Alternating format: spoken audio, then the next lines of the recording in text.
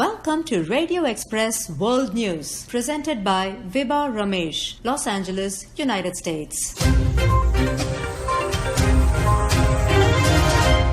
On Thursday, United States Speaker Nancy Pelosi strengthened demands on the stimulus package to at least $2.2 trillion. This comes in the event of White House officials openly signaling a smaller package.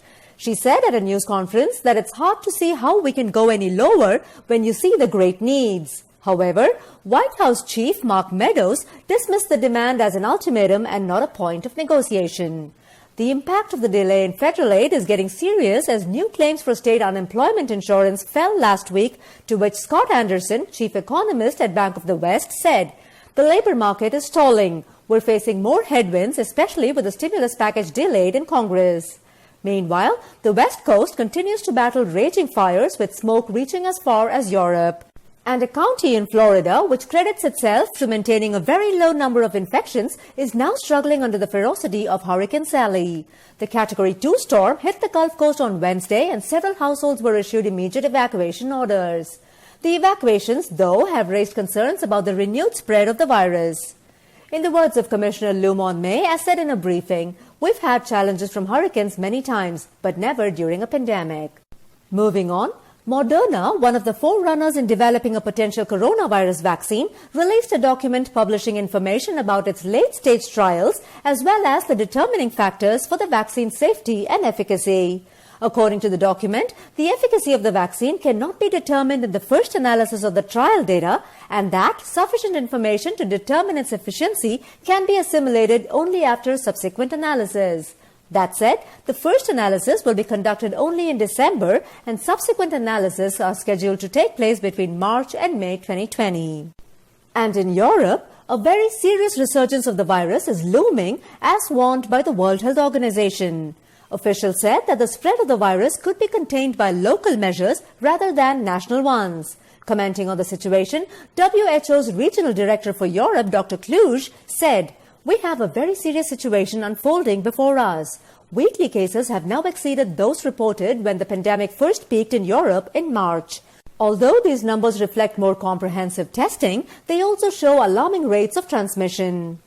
Over to the Brexit movement, Joe Biden's intervention in UK Brexit talks has angered Conservative MPs who are accusing him of his limited knowledge of the Northern Ireland peace process. Biden's tweet warning the UK of dismissing the US-UK trade agreement was the primary factor that angered the MPs. Quoting Biden's tweet, "We can't allow the Good Friday Agreement that brought peace to Northern Ireland to become a casualty of Brexit. Any trade deal between the US and UK must be contingent upon respect for the agreement and preventing the return of a harder border, period." Meanwhile, in India, the External Affairs Minister and his Mexican peer discussed common global perspectives and agreed to work in tandem in the economic recovery of the two nations.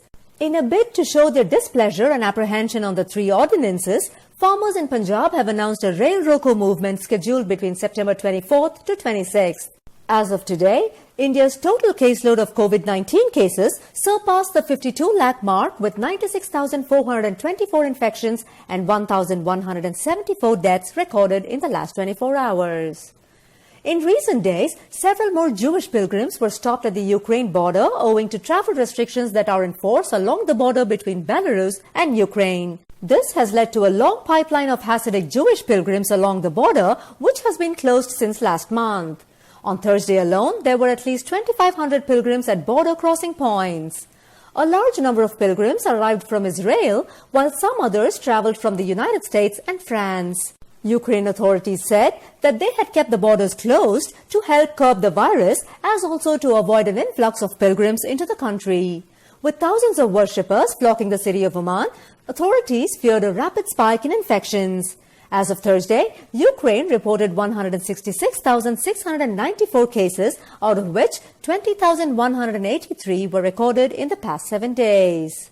Meanwhile, Australia is gradually lifting its 4,000 a week cap on arrivals to accommodate more travelers from entering the country. In effect, Prime Minister Scott Morrison announced his plan to increase the number of incoming travelers by 2,000 each week, subject to approval from state governments. The move would also require state governments to allocate more hotel rooms for quarantine. Similarly, South Africa too is all set to reopen its borders to most countries on October 1st, as announced by President Cyril Ramaphosa. In other words, the country is seeing an improvement in the virus situation. In what looked like ghost driving, a 20-year-old Canadian was charged with speeding and perilous driving when he was found sleeping behind the wheel. The man in his self-driving Tesla Model S was seen driving at a speed of 150 kilometers an hour down a highway in the province of Alberta.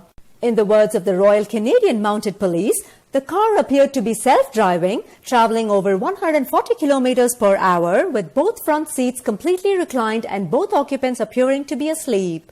Police have suspended his license for 24 hours besides the charge for speeding. With that, we come to the end of this news bulletin. Thank you for joining us. Please stay tuned for the next program on Radio Express.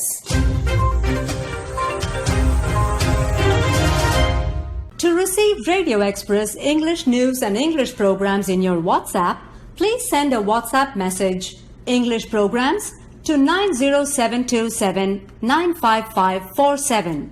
And please subscribe to our YouTube channel, Radio Express. Thank you.